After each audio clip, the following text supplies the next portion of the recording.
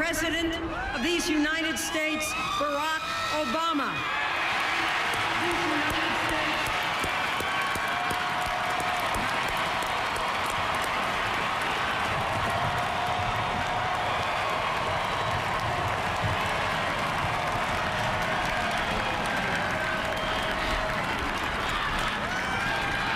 Thank you.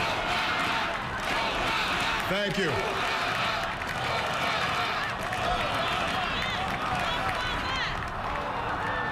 My fellow citizens, I stand here today humbled by the task before us, grateful for the trust you've bestowed, mindful of the sacrifices borne by our ancestors. I thank President Bush for his service to our nation.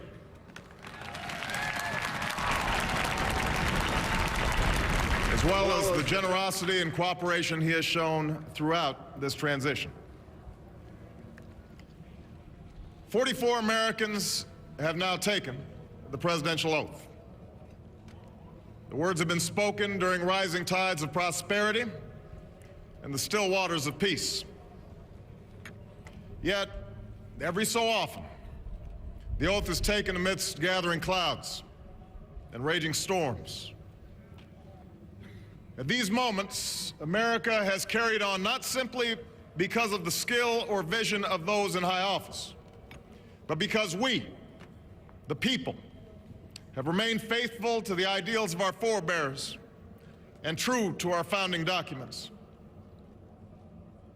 So it has been, so it must be with this generation of Americans. That we are in the midst of crisis is now well understood. Our nation is at war against a far-reaching network of violence and hatred. Our economy is badly weakened, a consequence of greed and irresponsibility on the part of some, but also our collective failure to make hard choices and prepare the nation for a new age. Homes have been lost, jobs shed, businesses shuttered. Our health care is too costly, our schools fail too many, and each day brings further evidence that the ways we use energy strengthen our adversaries and threaten our planet.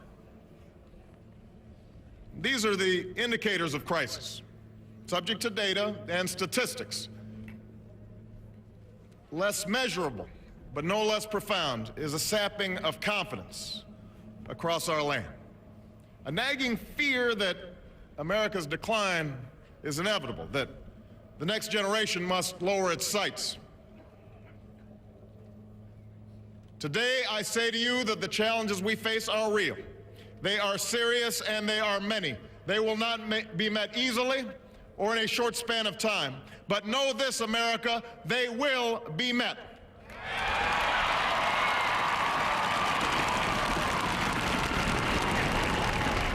On this day, we gather because we have chosen hope over fear, unity of purpose over conflict and discord.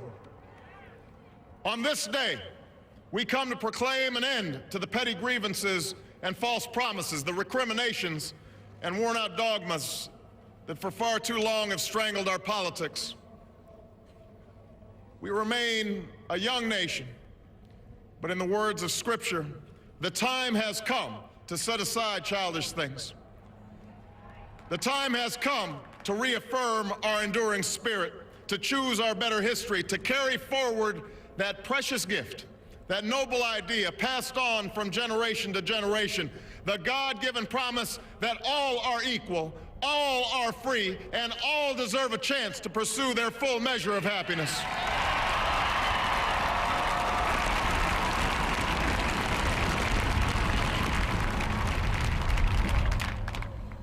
In reaffirming the greatness of our nation, we understand that greatness is never a given.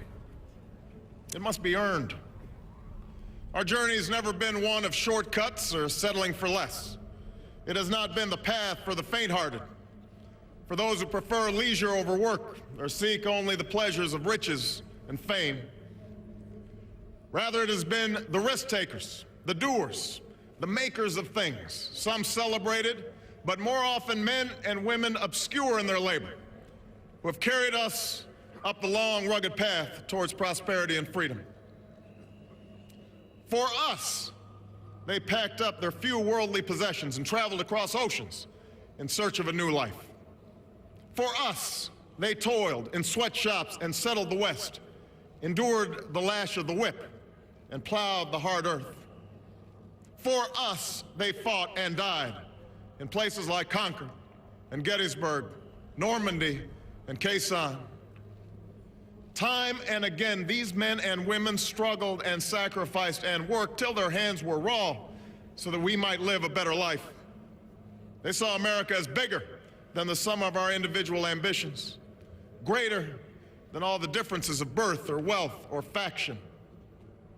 This is the journey we continue today. We remain the most prosperous, powerful nation on earth. Our workers are no less productive than when this crisis began. Our minds are no less inventive, our goods and services no less needed than they were last week or last month or last year. Our capacity remains undiminished. But our time of standing pat, of protecting narrow interests and putting off unpleasant decisions, that time has surely passed.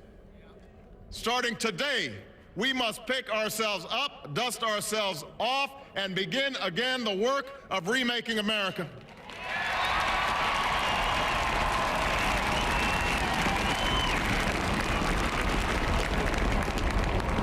For everywhere we look, there is work to be done. The state of our economy calls for action, bold and swift, and we will act, not only to create new jobs, but to lay a new foundation for growth. We will build the roads and bridges, the electric grids and digital lines that feed our commerce and bind us together. We will restore science to its rightful place and wield technology's wonders to raise healthcare's quality and lower its cost. We will harness the sun and the winds and the soil to fuel our cars and run our factories, and we will transform our schools and colleges and universities to meet the demands of a new age. All this we can do. All this we will do. Now, there are some who question the scale of our ambitions, who suggest that our system cannot tolerate too many big plans.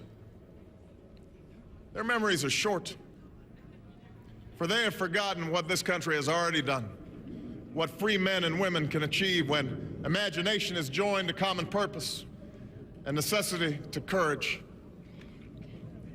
What the cynics fail to understand is that the ground has shifted beneath them, that the stale political arguments that have consumed us for so long no longer apply.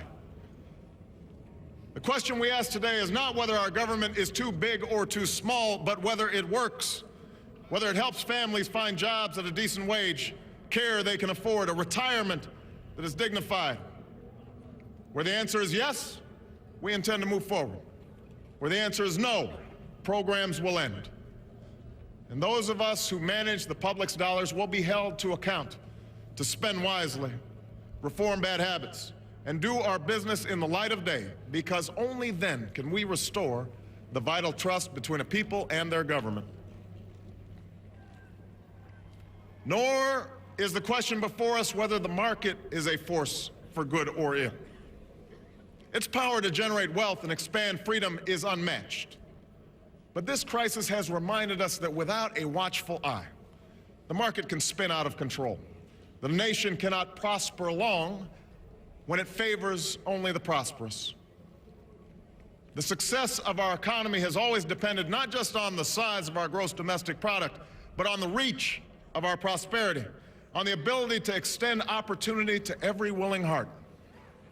Not out of charity, but because it is the surest route to our common good.